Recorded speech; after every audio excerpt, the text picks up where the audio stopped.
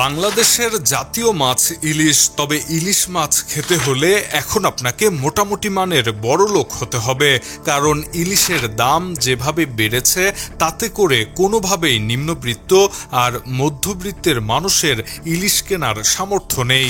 জাতীয় মাছ ইলিশ খাওয়া এখন গরিব মানুষের কাছে অনেকটা স্বপ্নের মতন। এখন ইলিশের ভরা মৌসুম, এই সময়ে ইলিশ মাছে বাজার ছয়লাভ হয়ে যাবে, কিন্তু বাজারে গিয়ে ইলিশ মাছ দেখাই যাচ্ছে না।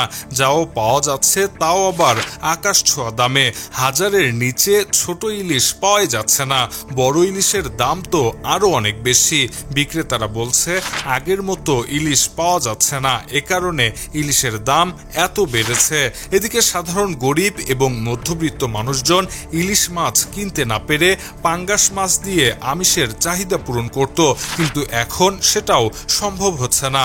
পাঙ্গাস মাছেরও দাম যেভাবে ব্যাপক আকারে বেড়েছে, এর ফলে সাধারণ ক্রেতারা পাঙ্গাস মাছ কিনতেও হিমশিম খাচ্ছে।